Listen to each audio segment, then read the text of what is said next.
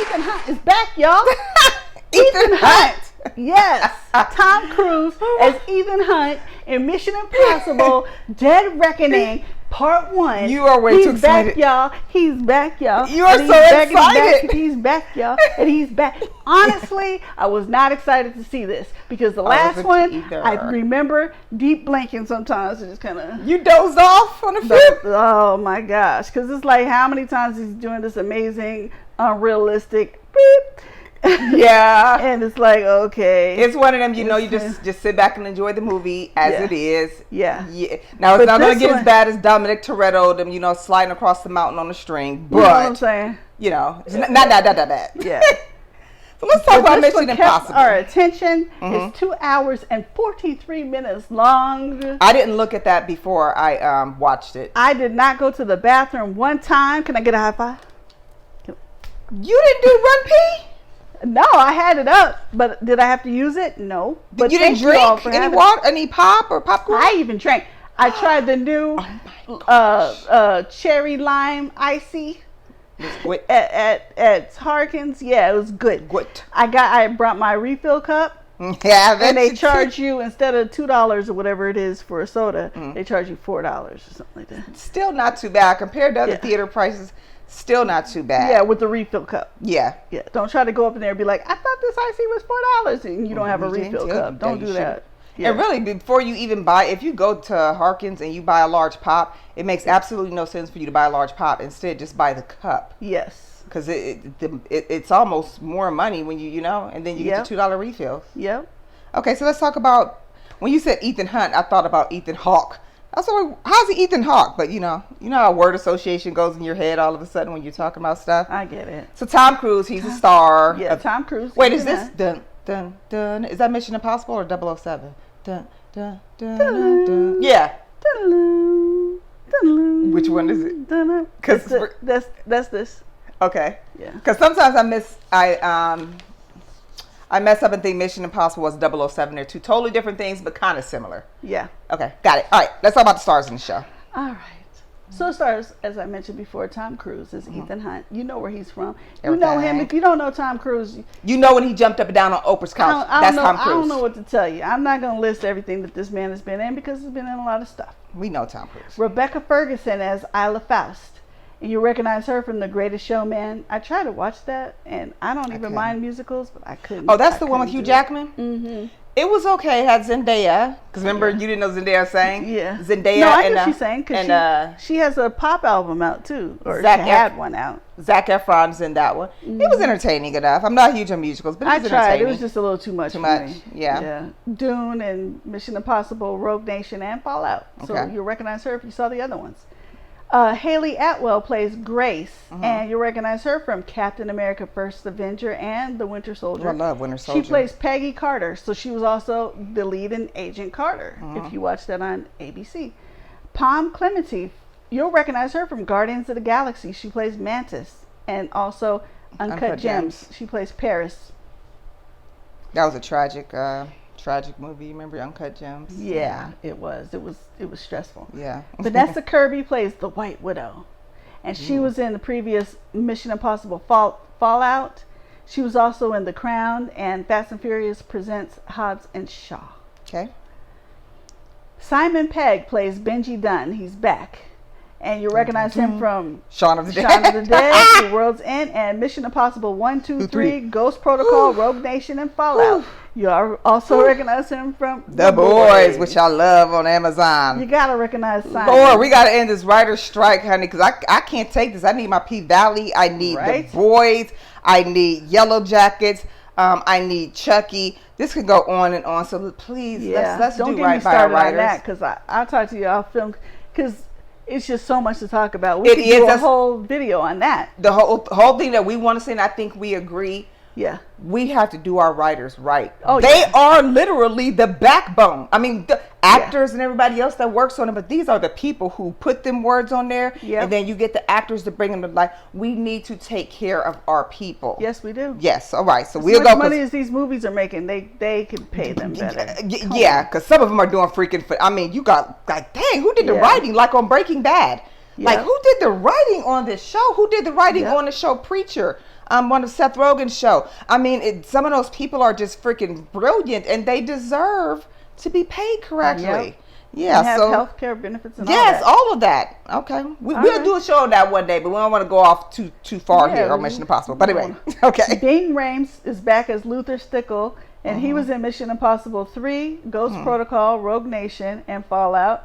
And also, you recognize him from Pulp Fiction. We know Bing Rames. Baby Boy. And I did not like him in Baby Boy. Come on, my Baby Boy fans. I ain't like him in Baby Boy. I know. Who did? I'm not even a big fan of that movie, but it's a classic. Put it that way. We know that. Tyrese. Okay. Carrie Ells as Denlinger. You recognize him from Princess Bride, Saw, Robin Hood Men in Tights. Every time I try to watch Robin Hood Men in Tights, I'm done with the Robin Hood. I've seen so many of them. It's just like it would get to a certain point. Like if I ever have insomnia, I put that movie on and I'm out. It'll knock you out. Like a certain point I get to, and I'm that and the freaking Ace Ventura Part 2. Oh, I love Ace Ventura. I love the first one, but the second one, it gets to a certain part and it just knocks me out. It's kind of takes a dive in there a little bit. It's weird. It's almost like they put something in the movie to do that. The way I knock out. Subliminal messages. Yeah. Okay, Esai Morales plays Gabriel. He was in Mission Impossible and La Bamba, Ozark, and How to Get Away with Murder. I love How to Get Away with Murder. I've watched Ozark as well. Mm-hmm. And Henry Cerny as Eugene Kittredge. He was in Mission Impossible, Ready or Not. And the latest Scream that just came out this year, Scream 6. We love Ready or Not, boy. So what exactly is going on here in Mission Impossible? I'm sure it's pretty the same as the other ones, but tell us anyway. Yeah, it's just another mission. Ethan Hunt and his IMF team must track down a dangerous weapon before it falls into the wrong hands. You know what? This movie, we don't do spoilers, but I'm just going to say it's very relevant. It's very right on time because it does deal with, and I think I can say this, AI, right? Artificial intelligence. It's been blowing up ridiculously in the past few weeks. That goes back to the whole writer's strike and the actor's strike thing too. And you know what's weird? My friend who's he's an amateur photographer. He'll be very professional very, very soon because he's freaking fantastic. But we were looking at these AI images, and I mean they're completely unrealistic. I mean the bodies and everything. Hands. And what he showed me, he was like, "I'm going to show you why you can always know it's AI. Sometimes I can tell, sometimes I can't." He was like, "The fingers and toes are very distorted because they have not been able to catch up with that technology part of it yet, so they don't know what to do." And I said, "Well, let me look." I started looking, and there were people. Wasn't it a Wayans Brother movies with a guy with the little hand, Chris Elliott? With the little deformed hand, and he was putting in food and stuff, and they were like gross. But that's what the fingers look like on EI. Like some of the kids, they have 4 toes, and then some of their hands will be like this, like their nubs were cut off, and it's in all of them. Like anybody that shows their fingers and toes, you can see it. I'm like, that is so bizarre, and people keep doing it, and nobody's noticing. It's AI, and it looks nice, but they've not been able to master fingers and toes yet. That just seems kind of weird to me. Yeah. Well, this AI in Mission Impossible has nothing to do with cloning people, but it's an evil. The machine is. What are they? Kind of like the brain, and it's starting. It has a mind of its own. I can't think. What's of the one with the brain that we just reviewed? Was it iRobot? Yeah. Yes. We reviewed that. Remember how the brain decided, I'm going to decide what's best for you guys, and that makes sense now. Yeah. So we hope. So there were some no extra scenes in here. It's 2 hours and 43 minutes long. You don't. Has that been the longest lately? Even past the comic movies, I think that's pretty hidden. Yeah. Yeah. Okay. And there's going to be part 2. So why do an extra? Of course. You know. So what's got some fun facts here? So per Rotten Tomatoes, while the first 3 entries have lower scores, the first has 67%. The second outing, directed by John Woo in 2000, is the only rotten film with 56%, while J.J. Abrams' 2006 release has slightly higher, 71%. It is the more recent installments that have received the most acclaim. The 4th Mission Impossible film, Ghost Protocol, which was released in 2011, has 93%, while 2015's Rogue Nation sits at 94%. That's difference. Up until Wednesday, the 6th of July, Mission Impossible Fallout which was hugely acclaimed upon its release in 2018, had the highest rating with 97%. At the time of writing, however, Dead Reckoning Part 1 has taken its own crown. Honestly, I've never gotten into these movies. I like more spyish movies like James Bond, where they have more gadgets and stuff like that. This has some gadgets or some things, but it's mostly Tom Cruise doing a bunch of stunts. We like to see the neat stuff, like the neat weapons they're giving them and stuff. So I don't know. I mean, they're not terrible movies. I'm just not into them. Yeah. As of this movie, Tom Cruise is now older than Jon Voight when he was in the first Mission Impossible, 1996. Voight was 57 at the time, whereas Cruise was 57 when filming initially started, 59 when it finally wrapped. Tom Cruise is 61? And will be 61 when it's released. He is Tom Cruise is 60. Boy, what is your skincare regimen? Because that don't make no sense. And he does not look like he's had work done. Yeah, no. Like but him, also and they use some AI in the films. Yeah, a little bit. Stuff, so. But he still looks good. Like him. Yeah. I got to say George Clooney, Tom Cruise. All of these men age gracefully and they look good. He stays youthful. I'm sure he has a great skin regimen, all that stuff. Eat, drinking your water. Eat, just like LeVar Burton too. I've seen pictures of him and Carl Weathers. I'm like, oh, LeVar is he eating clean and drinking his water and working out because their skin is just. But when you live a life where you're not, drugging and boozing all the time, you can keep looking nice. And I appreciate those guys that don't get it done because the pressures in Hollywood are terrible. But we know how men, they can be 60, 65. They're going to get cast and then their girlfriend is going to be like 25. Right. But I give it to him though. He still looks nice though. Yes, he does. Okay. While filming in Italy, 12 people on the set tested positive for COVID-19. As a result, when filming resumed in the UK, Tom Cruise personally paid 500,000 euros for an old cruise ship for the cast and crew to isolate on. So that was nice. That was very nice. That's cool. That's cool. Scheduled to be released 27 years after the original film, Mission Impossible 1996. Why does this, when you say 1996 and they talk about like 27, that don't even sound right. Don't that just seem ridiculous? Like, yeah, okay. Let's not talk about that. But anyway. And I noticed this because sometimes I'll take a picture of the title of the movie. The opening credits don't appear until 28 minutes into the film. I know places, the stuff that does that. Some shows do that too. It'll be like 10 minutes in. Why are you just not showing the intro? One movie didn't even show it to the end. One movie I just recently saw. I can't remember which one it was, but yeah, it didn't even. It never showed like an opening title card. It just something to let you know we're about to get rolling on this movie. They got rolling and it didn't show it to the end. I was like, all right then. The opening. With the runtime of 163 minutes, 2 hours and 43 minutes. This will be the longest Mission Impossible film to date, beating the previous record of Mission Impossible Fallout 2018. Which had a runtime of 147 minutes or 2 hours and 27 minutes. Please do not try to beat the 2 hours and 43 minutes. It's unnecessary. Okay? Yeah. All right, so clappers. Here's why I'm going to give it what I'm going to give it. Okay. It's because, we've seen these 1,000 times. Yes. Even if it's not Mission Impossible. Right. You're going to get a lot of action. They got to go find this key here to match this key here. We're going to do this and beat the bad guy. There's a guy here, I forgot which one is his name, but every time I see this dude, I think he was in Fantastic Beasts. I forget which one of these guys is, which one of them. Let me wait, because it's the guy that's in Fantastic Beasts, and he kind of has a Hitler haircut. And I can't remember if it was this or was he in Indiana Jones. But anyways, this guy always has his Hitler haircut, and he has the most evil look, so he always plays these evil roles. So let me talk about him later, because I can't remember if it was Mission Impossible or Indiana Jones, but...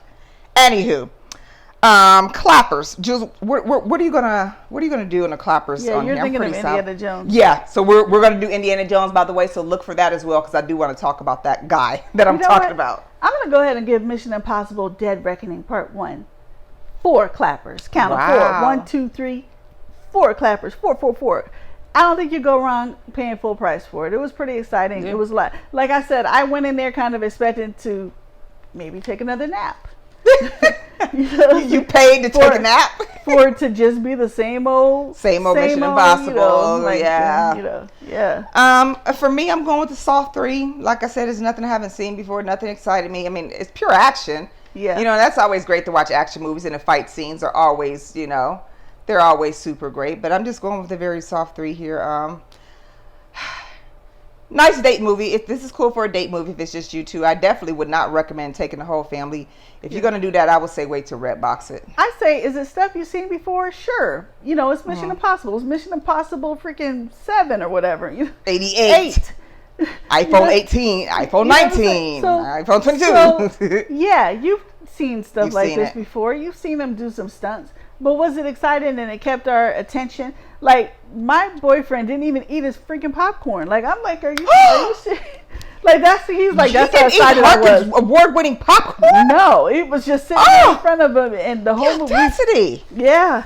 Yeah, we had to take that home with us because I was like, what's going on? He's like, it's just so exciting. I didn't even think to eat. Like, wow. That's how much we were into it. Well, you're always going to get the fight scenes in here. But to me, I mean, other than that, it didn't really thrill me. Like, I wouldn't die to watch it again. I would tell my friends, if you and your guy or your girl are going, I would say matinee. Other than that, it's okay for kids to watch it. It's not like any nudity or anything in there. But I would not take kids to see this. I would wait for it. It was the best movie of the year? No. I like Spider-Man better than this. I did too. But did I enjoy it? Yes. I kind of was. It was kind of boring. Like I said, the only thing that kept me was the action scenes. I like seeing different fight scenes and seeing somebody, get kicked off an airplane after they do 3 flips and then, you see them spiraling. Just stuff like that is fun to watch. But just these Mission Impossible just aren't my thing. But if you're one of the trilogy watchers, then you got to see it if you're dedicated to the trilogies, Okay. We're watching all of the Marvel and DC stuff, right? Because we know we're going to get some good, even if the movie may not have been super fantastic, you're going to get some super, super, super nice fight scenes in here, action packed. So it's one of those. I've seen all the Mission Impossibles. You have? So I will see the next one too. So you were all on. Yeah, I think I might have seen one and I couldn't even tell you what happened in it. Yeah. But so there you have our review of Mission Impossible Dead Reckoning Part 1, which means there's probably going to be a Part 2 and Part 3 and Part 4. There is going to be Part 2. Yeah. So we know how that goes. But anyways, me and Jules, don't forget, we are on Cash App. We accept any donations. We really appreciate it. It goes to our movie watching experiences. We are also on Facebook. Yes. YouTube. Yes. Instagram. Yes. Also, if our video is more than 15 minutes and you're watching on Instagram, it will cut us off. So go like and subscribe us on YouTube and on Facebook. Yeah. You know what else we want you to do? They both have the whole video. We want you to talk to us. Yep. We want you to give us a little beef. Tell us what you thought about the movie. Say, hey, something we were wrong. Hey, tell us. We do not mind it. I promise we love you. We respond to you. We like to have good conversations and even banter. Me and her like to banter. I love it when we don't like the same movies and we banter. True. It's just so dang on fun, isn't it? Yeah. So come. We want to recap what she just said. So follow us on YouTube or Facebook. Like and subscribe. And make a comment. Let us know you're alive, right? And that's cool. And you know what? Not only do you comment that you're live, put down your favorite movie. I want to see if it's stuff we've seen. If not, maybe we can start picking some of those. Right. Even if you don't say, hey guys, review it. Just say, hey, this is such and such. I'm from, Milwaukee. I freaking love Misery, which we've done Misery, but any movie, say it. We want to check it out. Maybe we didn't see it yet. And also, while you're on YouTube, check out the Queued Up Got podcast with DJ Aaron Michael. Okay, they're looking for followers. They're up to like 116 now. It's a really good show, not just because it's my son's show. Talk about all kinds of stuff. Talk about all kinds of stuff. DJ Aaron Michael also does the I'm even on an episode. Yeah. Yep. So there we go. So check us all out. All right, keep us posted on what you think about the movies. Give us a little banter. Give us a little chit chat. And we will see you on our next review. All right? Bye-bye. Bye-bye.